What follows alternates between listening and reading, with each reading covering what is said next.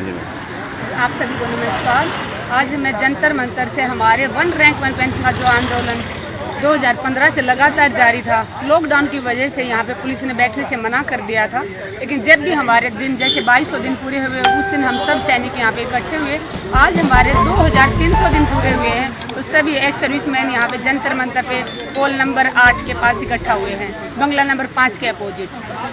सरकार से एक अपील करती हूँ कि 2015 से लेके आज तक अपने देश का मान सम्मान गौरव सड़कों पे बैठा हुआ है। और प्रधानमंत्री जी ने खुद वादा किया था 2013 में दिवाली की रैली में कि अगर हमारी सरकार के अंदर में आती है तो 100 दिन के अंदर वन रैंक वन पेंशन लागू किया जाएगा। प्रधानमंत्री जी 3 बार लाल किले से भी बोल चुके कि मैंने वन रैंक वन पेंशन दे दिया, जो कि सच नहीं है। वन रैंक वन पेंशन आज तक सैनिकों को नहीं मिला है। 2300 दिनों से लगातार यहाँ बैठे हुए हैं सड़कों पे। सुप्रीम कोर्ट में केस चल रहा है। 8 नवंबर 2021 को सुप्रीम कोर्ट में सुनवाई है। सुप्रीम कोर्ट पे उम्मीद है, भरोसा है कि सैनिकों को शायद न्याय जरूर मिलेगा। सरकार ने बहुत सारे अत्याचार किए हैं। सरकार किसी की हितैषी नहीं है, ना ये जवानों की है, ना ये किसानों की है, ना युवाओं की है। प्रधानमंत्री जी ने 2014 में वादा किया था कि पहली कलम से किसानों का कर्जा माफ करूंगा। किसानों का कर्जा माफ नहीं किया। किसानों की आमदनी दुगनी करने की बात की थी।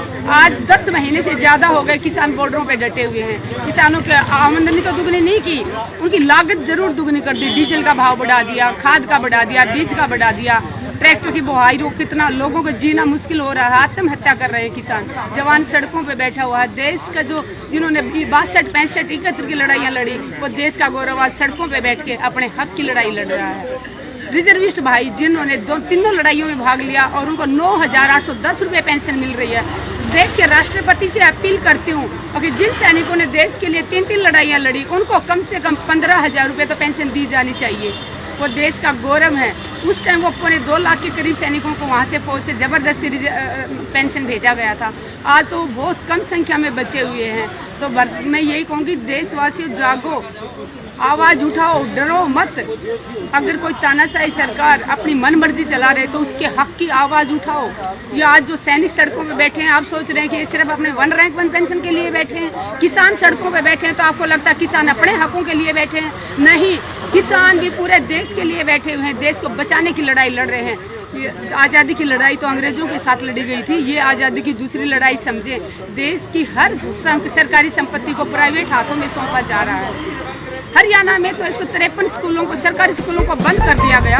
गरीब का बच्चा कहाँ जाएगा? उसके पास पैसा नहीं है प्राइवेट स्कूल में बच्चा भेजने के लिए, फीस नहीं दे पाएगा वो। सरकारी स्कूल होंगे नहीं तो उनके बच्चे तो अनपढ़ रहेंगे, गरीब रहेंगे, तो मजदूरी करेंगे या भीख मांगे। उससे देश का विकास नहीं होगा। हिम्मत नहीं है ना, तो जवान हिम्मत हारेंगे। जवान यहाँ डटे हुए हैं 2300 दिनों से, और 2300 दिन बैठना पड़ा तब भी यहाँ बैठेंगे। और किसान 10 महीनों से ज़्यादा हो गया बॉर्डरों में डटे हुए हैं।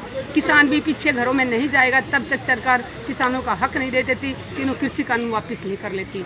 मैं एक किसान की बेटी हूँ और एक सैनिक की पत्नी हूँ। जय जवान, जय किसान, जय हिंद।